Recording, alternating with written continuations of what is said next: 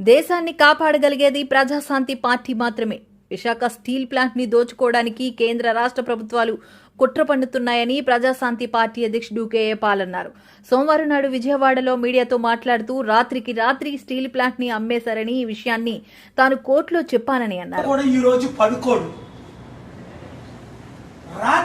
రాత్రి మీద నిన్న స్టీల్ ప్లాంట్ ని రైల్వే జోన్ కి, రైల్వే డిపార్ట్మెంట్ కి సంబంధించిన ఇంకొకరికి బినామీగా అమ్మేస్తూ మొత్తం స్టీల్ ప్లాంట్ ని దోచుకోవడానికి చూస్తున్నారని ఈరోజు కోర్టు 1లో మరొకసారి చీఫ్ జస్టిస్ గారి ముందు నేను ఆర్గ్యూ చేయడం జరిగింది. మీ అందరికీ తెలిసిన విషయమే, కోర్టు 17లో ఆనరబుల్ జస్టిస్ నరేంద్ర గారు, ఆనరబుల్ జస్టిస్ విజయ్ గారు మార్చి 14న క్లియర్ ఇన్స్ట్రక్షన్స్ ఇచ్చారు. స్టీల్ ప్లాంట్ ఎందుకు అమ్ముతున్నారు, ఎవరికి అమ్ముతున్నారు, ఎంతమందికి అమ్మారు, స్టేటస్ ఏంటి, కౌంటర్ వేయమని మార్చి 14ని ఇస్తే ఈరోజు ఏప్రిల్ వరకు కౌంటర్ వేయలేదు. సరికదా?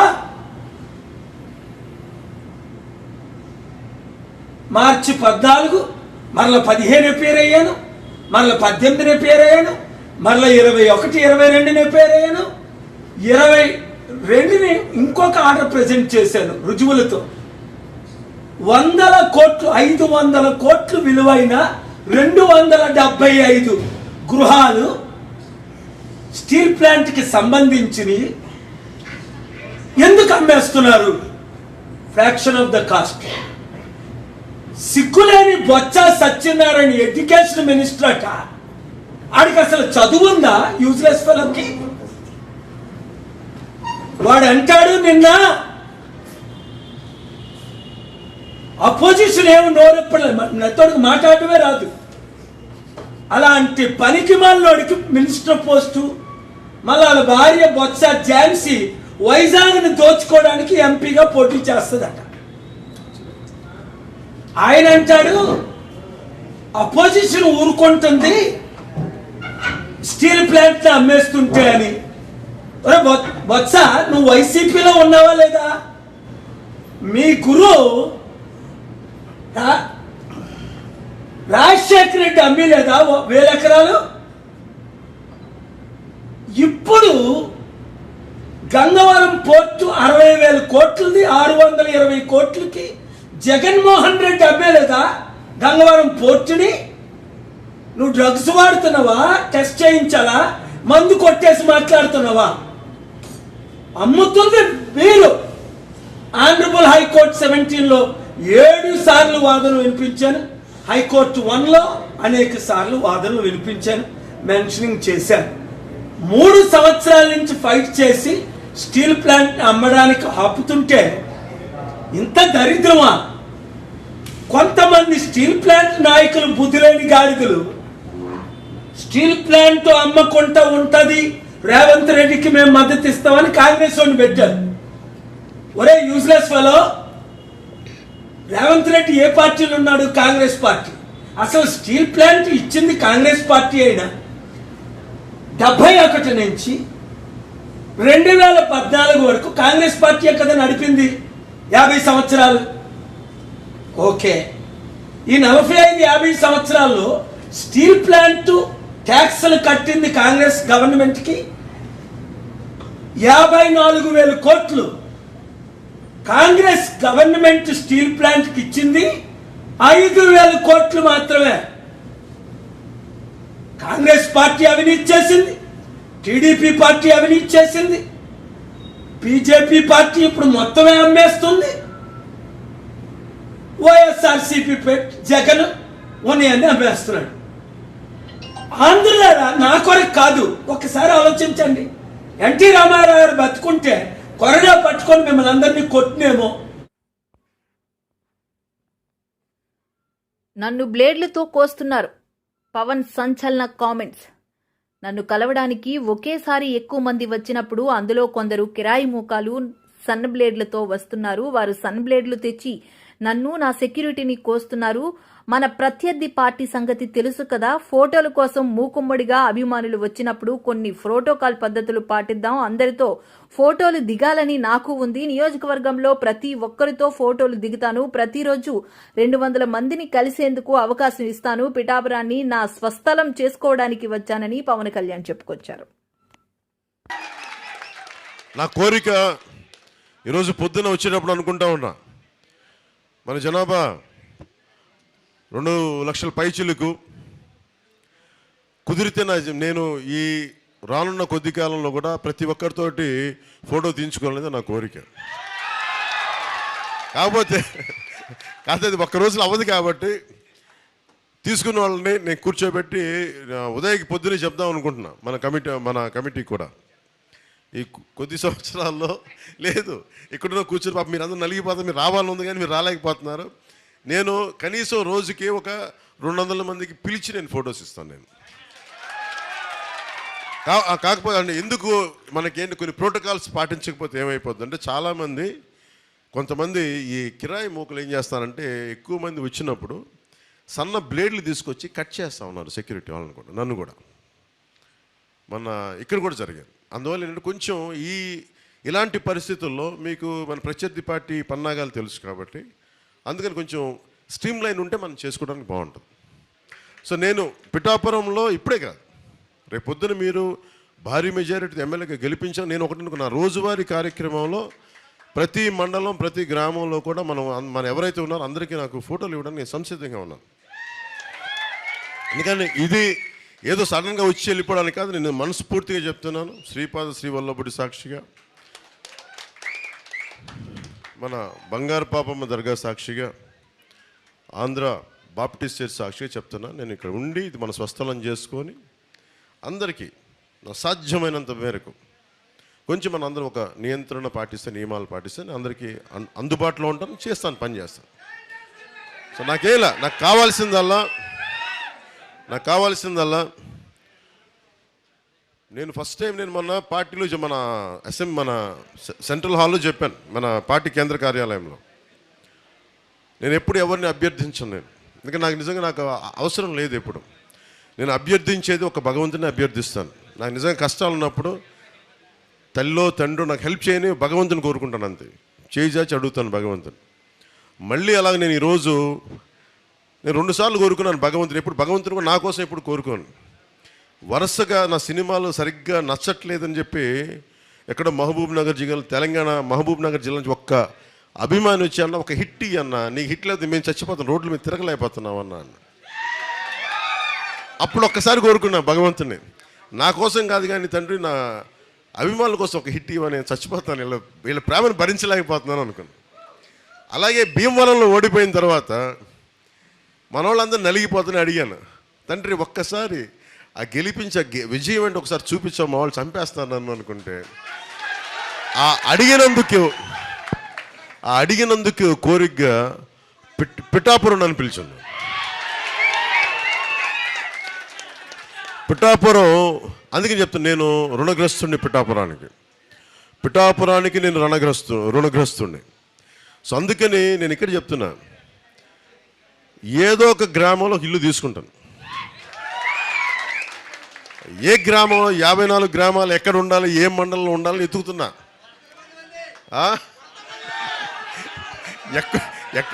భగవంతుడు శ్రీపాద శ్రీవల్లభుడు తల్లి ఎక్కడ అనుమతిస్తే, ఎక్కడ దొరికితే అక్కడికి వచ్చి, కానీ అది మన పిఠాపురంలోనే ఉంటుంది. నేను మీకు అండగా ఉంటానని తెలియజేసుకుంటూ, ఎందుకంటే నేను మిగతా చోట్ల కూడా తిరగాలి, మిగతా కార్యక్రమాలు చేయాలి కాబట్టి మనస్ఫూర్తిగా మీ అందరికీ ఇంకొక మారు అందరిని ప్రత్యేకించి కలుసుకుంటానని నేను మీకు మాటిస్తాను. నేను మన టీ టైం ఉదయ్, నాకు తంగెళ్ళ ఉదయ్ శ్రీనివాస్ కంటే కూడా టీ టైం ఉదయ్ వచ్చే ఎన్నికల్లో వైసీపీ గెలుపు ఖాయం. తూర్పు వైసీపీ అభ్యర్థి ఎంవివి సత్యనారాయణ. తూర్పులో రికార్డు మెజారిటీ ఖాయం. కంచర్ల అచ్యుతారావు. విశాఖ తూర్పు వైసీపీ నేత, సినీ నిర్మాత కంచర్ల అచ్యుతారావు ఆధ్వర్యంలో సుమారు 3,000 మంది టీడీపీ, జనసేన, బీజేపీ కార్యకర్తలు వైసీపీలో చేరారు. ఈ మేరకు 6లో వద్ద గల ఉపకార్ చారిటబుల్ ట్రస్ట్ కార్యాలయం వద్ద సోమవారం జరిగిన కార్యక్రమంలో కార్యకర్తలు భారీగా వైసీపీలో చేరడం విశేషం. ఈ కార్యక్రమంలో ముఖ్య అతిథిగా ఎంవీవీ సత్యనారాయణ, వైసీపీ నేత గన్నమనేని వెంకటేశ్వరరావు, జీవీ హాజరయ్యారు. వారి చేతుల మీదుగా కండువాలు కప్పి పార్టీలోకి ఆహ్వానించారు. ఈ సందర్భంగా ఎంవీవీ సత్యనారాయణ మాట్లాడుతూ తూర్పు వైసీపీ నేత కంచర్ల అచ్యుతారావు ఆధ్వర్యంలో పార్టీలో చేరికలు అభినందనీయమన్నారు. అచ్యుతారావు చారిటబుల్ ట్రస్ట్ ద్వారా విద్య, వైద్యం, ఆలయాలకు ఆర్థిక సాయం చేయడం విశేషం. ఇటువంటి సీఎం జగన్ ఉంటేనే ప్రజల సంక్షేమం బాగుంటుందని అన్నారు. చదువుకుంటారు, పేదలు వైద్యం చేసుకోగలరు, పేదలు పెద్దవారందరూ అవ్వల తాతలు సంతోషంగా ఉండగలరు. ఇవన్నీ జరుగుతున్నాయంటే మీ వల్ల జరుగుతున్నాయి. ఇన్ని సంవత్సరాలు ముఖ్యమంత్రులు ఎంతమంది మారినా సరే మీలా ఎవరు కూడా పని చేయలేదు. ఏదైతే మీరు హామీ ఇచ్చారో, మేనిఫెస్టో ద్వారా నవరత్నాల కార్యక్రమం పెట్టారు, 100% మీరు నెరవేర్చి వేళ పేదలందరికీ కూడా మంచి కార్యక్రమం చేశారు. కాబట్టి మీ వెంట మేము ఉంటాం.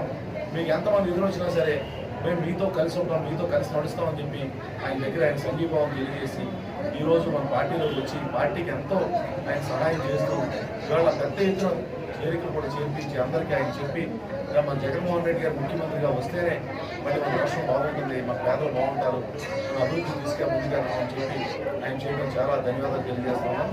మరీ ముఖ్యంగా అందరం చూసాం, ఈరోజు జగన్మోహన్ రెడ్డి గారు 58 నెలలు మన రాష్ట్రాన్ని పరిపాలించారు. 2 నెలల ఎలక్షన్లో రాబోతున్నాయి. 58 నెలల నుంచి ఆయన అడుగుపెట్టిన మరుక్షణం నుంచి ప్రతి ఒక్కరోజు వాలంటీర్ వ్యవస్థ తీసుకొచ్చి ఈరోజు ప్రతి ఒక్కరికి పెన్షన్ కానీ లేకపోతే మిగిలిన పథకాలు కానీ అన్ని తెల్లవారితే 1వ తారీఖు తెల్లవారి 5 గంటల కల్లా అందరికీ అందజేశారు. ఈరోజు వాలంటీర్లు ₹1 అవినీతి లేకుండా ప్రతి ఒక్కరు మన పిల్లలే, మన ప్రాంతంలో ఉన్న పిల్లలే ఇవాళ ₹5,000 గౌరవ వేతనానికి 5 సంవత్సరాల నుంచి పనిచేసి ప్రతి ఒక్కరు సేవలు ఎంతో గొప్పగా సేవలు అందిస్తే తెలుగుదేశం పార్టీ చంద్రబాబు నాయుడు అదేవిధంగా పవన్ కళ్యాణ్ గారు ఫస్ట్ నుంచి కూడా వాలంటీర్ వ్యవస్థని రకరకాలుగా తోమాడుతూ వారి మీద పగబట్టి వాళ్ళని ఎలాగైనా సరే ఈ సంస్థలను తీసేయాలి, వ్యవస్థలోంచి తీసేయాలని చెప్పేసి వాళ్ళ మీద కక్ష కట్టి ఈరోజు వాళ్ళు తొలగించే కార్యక్రమం చేశారు. వాళ్ళని ఈరోజు ఎలక్షన్ కమిషన్ కంప్లైంట్ ఇచ్చి ఎలక్షన్లో పనిచేయడానికి వీల్లేదు, వాళ్ళని తీసేయాలని చెప్పేసి వాళ్ళ ట్యాబ్లు కానీ ఫోన్లు కానీ స్వాధీనం చేసుకుని వాళ్ళు రోడ్డు మీద పెట్టేయడం జరిగింది. వాళ్ళు ఏదైతే అనుకున్నారో ఆ కార్యక్రమాన్ని ఎలక్షన్ ముందే వాళ్ళ అధికారంలో కోసం కలగంటూ అధికారంలో రాకముందే వాళ్ళని తీసేయాలని వాళ్ళ కక్ష సాధింపు చర్యగా వాళ్ళు చేయడం చాలా దురదృష్టకరం. మరి ఇవాళ 1వ తారీఖు ఉదయానికల్లా 58 నెలల పెన్షన్ అందుకున్న ఎవరైతే అవ్వల తాతలు ఉన్నారో ఈరోజు కనీసం పెన్షన్ కార్యక్రమం ₹1 అందుకునే పరిస్థితి. ఈరోజు ఎవరిస్తారో తెలియదు, ఎక్కడిస్తారో తెలియదు, ఎక్కడికి వెళ్ళాలో తెలియదు. రేపు పొద్దున్న వాళ్ళు తినడానికి, మందులు కొనుక్కోవడానికి డబ్బులు కావాలని ఏం జరుగుతుందో కూడా తెలియని పరిస్థితి. ఈరోజు సొంత కూతురు చూడకపోయినా సరే కొడుకు కంటే కూతురు కంటే మిన్నగా జగన్మోహన్ రెడ్డి గారు పెద్ద కొడుకుగా ప్రతి ఒక్కరిని 58 నెలలు చదువుకున్నారు. ఈరోజు రోడ్డు పడ్డమే కాకుండా వాళ్ళు గవర్నమెంట్ సచివాలయంకి వెళ్ళి పెన్షన్ తీసుకోమంటున్నారు. అక్కడికి వెళ్తే వేలు ముద్రలు పడలేదంటారు, పెన్షన్ మొహాలు మ్యాచ్ అవ్వలేదంటారు, ఆధార్ కార్డు లేవంటారు. రకరకాలుగా పెద్ద వయసులో 80 సంవత్సరాల మంచం మీద కొడుకులు లేవలేని పరిస్థితిలో వాళ్ళ సచివాలయానికి ఎలా వెళ్తారు, ఎలా పెన్షన్ తీసుకుంటారు, వాళ్ళ పరిస్థితి ఏంటో గమనించాలి. ఇవాళ చంద్రబాబు నాయుడు కనుక అధికారంలోకి వస్తే వచ్చిన వెంటనే మొదటి సంతకం వాలంటీర్ వ్యవస్థ రద్దు దిశగా సంతకం పెడతారని మనం గమనించాలి. ఆయన మనసులో ఉన్నది అదే, ఆయన చేయబోయేది కూడా అదే అనేది మనం కూడా గమనించాలి. వాలంటీర్ వ్యవస్థ రద్దు చేస్తాడు. ఈ పెన్షన్లన్నీ కూడా మళ్ళీ జన్మభూమి కమిటీల పరిశీలనలో తీసుకెళ్ళిపోయి వాళ్ళు చెప్పిన వాళ్ళకే పెన్షన్లు ఇచ్చే విధంగా ఆయన ప్లాన్ చేస్తాడు. ప్రతి ఒక్కరూ ఆయన గుప్పుల్లో పెట్టుకోవాలనే ఆలోచన అయింది. అంచేత కార్యక్రమం చేస్తాడు. మళ్ళీ గవర్నమెంట్ ఆఫీస్ నుంచి జరగాలి. ఇదంతా కూడా మీరు గమనిస్తున్నారు, మనం కడతో చూస్తున్నాం. జరిగింది ఏదో చూస్తా ఉన్నాం, కొనిచ్చి మనం ఏదో ముందు చూసేది కాదు, ఇప్పుడు చూసాం, ఇవాళ చూసాం. అప్పుడే ఎలక్షన్ నెల రోజు వాలంటీర్లపై మరోసారి చంద్రబాబు కీలక వ్యాఖ్యలు. వాలంటీర్ల విషయంలో తాము స్పష్టంగా ఉన్నామని, వారికి ఎలాంటి అన్యాయం జరగదని తెలుగుదేశం పార్టీ జాతీయ అధ్యక్షుడు నారా చంద్రబాబు నాయుడు అన్నారు. వాలంటీర్లను ప్రభుత్వం రాజకీయ ప్రయోజనాలకు వాడుతున్న కారణంగా వారిని కేంద్ర ఎన్నికల సంఘం విధులకు దూరంగా పెట్టిందని తెలిపారు. ఆడబిడ్డలకు రిజర్వేషన్లు పెట్టింది ఎన్టీ రామారావు గారు. నేను వచ్చిన డాక్రా సంఘాలు పెట్టింది నేనే. ఉద్యోగాల్లో కాలేజీల్లో మీకు 33% రిజర్వేషన్లు పెట్టింది నేనే. మరుగుదొడ్లు కట్టించింది నేనే. ఆత్మగౌరవం కింద, దీపం కింద ఇంటింటికి గ్యాస్ సిలిండర్లు ఎప్పుడూ 10 సంవత్సరాల కంటే ముందు ఇచ్చాను. మొన్న కూడా ఇచ్చింది నేనే ఇచ్చా. ఈరోజు నేను ఒకటి ఆలోచిస్తున్నాను. ఆడబిడ్డల్ని ఆధారంగా చేసుకుని 4 కార్యక్రమాలు ఇచ్చాను. ఒకటి ఆడబిడ్డ నిధి. 18 సంవత్సరాలు పైబడిన ప్రతి ఒక్కరికి నెలకు 1500 రూపాయలు, ఇద్దరుంటే 3000, ముగ్గురుంటే 4500, నలుగురుంటే 6000 రూపాయలు మీ అకౌంట్లో వేసే బాధ్యత మాది. ఎలాంటి ఆంక్షలు ఉండవు. ఈ జగన్మోహన్ రెడ్డి చెప్తున్నాడు, నువ్వు ఎట్టిస్తావు అంటున్నాడు. నేను నీకు చెప్పివనయ్యా, సంపద సృష్టి నాకు తెలుసు. నువ్వు చేసేది అప్పులు తేవడం నీకు తెలుసు. ఆదాయం పెంచడం తెలిసిన వ్యక్తిని నేను. ఆదాయం పెంచిన ఆదాయం మా పేదవాళ్లకు పంచుతానని మరొక్కసారి మీ అందరికీ హామీ ఇస్తున్నా. ఇంకో పక్కన మీ అందరికి కూడా గుర్తుపెట్టుకోవాలి, కంటిన్యూగా ఆదాయం పెరిగితే, అభివృద్ధి అయితే తిరిగి పేదవాళ్ళకి ఇస్తాను. నా జీవితాశయం ఒకటి, పేదరికం లేని సమాజాన్ని చూడాలని, జీవితం అంతా కూడా మీకు అంకిత భావంతో పనిచేయాలని నా జీవితాశయం ఇది. పేదవాళ్ళు ఎక్కువగా ఎస్సీలో ఉండొచ్చు, బీసీలో ఉండొచ్చు, మైనారిటీలో ఉండొచ్చు, అగ్రవర్ణాల్లో ఉండొచ్చు, ఎస్టీల్లో ఉండొచ్చు. ఎక్కడ పేదరికం ఉంటే అక్కడ నేను ఉంటాను. నా తెలివితేటలు ఉపయోగిస్తాను, నా అనుభవాన్ని ఉపయోగిస్తాను.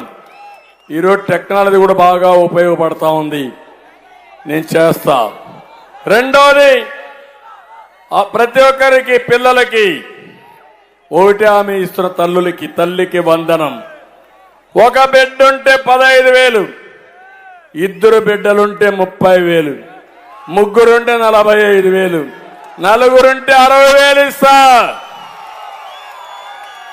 ఈ పిల్లలే ఆస్తి మనకు. ఇప్పుడు ఈ పిల్లలను చూస్తున్నారు, ఎక్కడికి పోయినా ఈ పిల్లలు నా వెనకాన పరిగెత్తా వస్తున్నారు. పిల్లలు మీరు ఒక పని చేయండి, ప్రతిరోజు మీ ఊర్లో సాయంత్రం మీ వీధులంతా కూడా జెండా పట్టుకొని తిరిగి అందరికి ఒకసారి చెప్పండి, మా భవిష్యత్తుకు ఓటేయమని. చెప్తారా అని పిల్లల్ని అడుగుతున్నా. మీరు అది చేయండి. మీ అమ్మ నాన్న మిమ్మల్ని కని పెంచుతా ఉంటే మిమ్మల్ని బాగా చదివించే బాధ్యత, ప్రయోజకులు చేసే బాధ్యత, బంగారు భవిష్యత్తు కల్పించే బాధ్యత నాది. ఈరోజు నేను ఎక్కడ చూసినా వాచ్ చేస్తున్నా, అందరికంటే ముందు వాలంటీర్ల వ్యవస్థను విచ్ఛిన్నం చేయాలన్నదే చంద్రబాబు ప్రయత్నం. వాలంటీర్ల వ్యవస్థను విచ్ఛిన్నం చేయాలన్నదే చంద్రబాబు నాయుడు ప్రయత్నమని మాజీ మంత్రి పేర్ని నాని విమర్శించారు. 55 నెలలుగా వాలంటీర్లు పెన్షన్లు పంపిణీ చేస్తున్నారని, ఇంతకాలం సీఎం వైఎస్ జగన్ పెన్షన్లు పంపిస్తున్న సంగతి ప్రజలకు తెలీదా అని ప్రశ్నించారు పేర్ని నాని. చంద్రబాబు మాట మార్చే నేర్పరి అని, బాబు తన మాటలతో ఎరవేస్తారని, అవసరం తీరాక పాత్ర వేస్తారని దుయ్యబట్టారు. రాజకీయ స్వార్థం కోసం పెన్షనర్ల పొట్టకుట్టారని మండిపడ్డారు. మీ సానుభూతి పరులు మీకోసం పనిచేస్తున్న వాళ్ళు కాదా? ఎవరిచ్చారు ఈ అర్జీలు? గంటకి లక్షల్లో ఫీజులు తీసుకునేటువంటి ఢిల్లీ ప్లేడర్లని, ఈ వాలంటీర్ల యొక్క వ్యవస్థని నిలుపుదల చేయటానికి, వాలంటీర్లతో ప్రభుత్వ కార్యక్రమాలన్నీ నిలుపుదల చేయటానికి ప్రయత్నం చేసింది ఎవరు? చంద్రబాబు నాయుడు కదా. ఎవరి నిమ్మగడ్డ రమేష్ కుమార్ ఎవరు? ఈ దగ్గుబాటి పురంధేశ్వరి గారు ఎవరు? ఎవరు వీళ్ళంతా? తెలీదా? ప్రజలకు తెలీదా? నిమ్మగడ్డ రమేష్ కుమార్కి ఏంటి, మనకి ఏంటి సంబంధం? ఎవరికి ఈ అక్రమ సంబంధాలు? భారతీయ జనతా పార్టీలో ఉన్న నాయకులకి ఎవరెవరికి ఏం సంబంధాలు ఉన్నాయి ఎవరికి తెలీదా? ప్రజలు కళ్ళు మూసుకు, వెనకటికి ఏదో సామెత ఉంటుంది,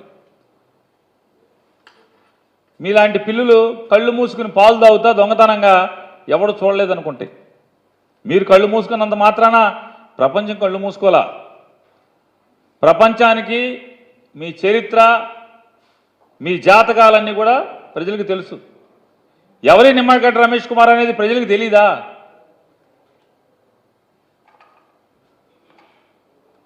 రాష్ట్ర ఎన్నికల కమిషన్ హోదాలో ఉండి ఏమాత్రం కూడా వెరవకుండా ఇది తప్ప ఒప్ప అనేది కూడా జనం ఏమనుకుంటారనేది కూడా ఆలోచించకుండా ఆయన చేసినటువంటి కార్యక్రమాలు చూడలేదా? ఎవరు చూశారు కదా. ఇంకా సిగ్గుమాలినతనంగా మీరు మాకేం సంబంధం లేదని వాళ్ళ బుకాయింపు బొంకుతాం. కిందట నెల 1వ తారీఖు వరకు పెన్షన్లు ఇచ్చింది ఎవరు? అసలు ఇంకోటి, చంద్రబాబు నాయుడు ఎంత అమాయక, నీ రాజకీయ దౌర్భాగ్యం, నీ అమాయకత్వం ఏంటో మనకు అర్థం కాదు. 55 మాసాల పాటు వాలంటీర్లు పెన్షన్లు ఇస్తే 56వ మాసం 57వ మాసం వాలంటీర్లు ఇవ్వకపోయినంత మాత్రాన ఏంటి ఏమవుద్ది? అల్టిమేట్గా వాలంటీర్ ఇవ్వని లేదా ఎవరివ్వని అంటే ఒక రెగ్యులర్ అంటే ప్రభుత్వ ఉద్యోగి ఎవరైనా తీసుకెళ్ళి వాలంటీర్కి పెన్షన్ ఇస్తే ప్రజలకు తెలియదా? ఎవరు పంపించారు ఈ డబ్బులు? జగన్మోహన్ రెడ్డి గారు ప్రభుత్వం పంపించిందని తెలియదా? ఇవాళ చంద్రబాబు నాయుడు గారు పవన్ కళ్యాణ్ పంపించారనుకుంటారేంటి ఈ 2 నెలలు వాలంటీర్ లేకపోతే? ఏ రోజన్నా నువ్వు ఆయన చెప్తాడు, నిన్న మొన్న మాట్లాడుతున్నాడు, ఈ జగన్మోహన్ రెడ్డి నేను ముఖ్యమంత్రి అయ్యేప్పటికి పుట్టలేదని మాట్లాడుతున్నాడు. ఎప్పుడు పుట్టామని కాదు చంద్రబాబు నాయుడు గారు, ఎప్పుడు పుట్టామనేది కాదు అక్కడ. మర్రి చెట్టు, తావి చెట్టు, యాప చెట్టు లాగా 100 సంవత్సరాలు పుట్టక్కర్లా, 100 సంవత్సరాలు 1000 సంవత్సరాలు బతకక్కర్లా. నీ 14 ఏళ్ల ముఖ్యమంత్రి కాలంలో ఏ రోజన్నా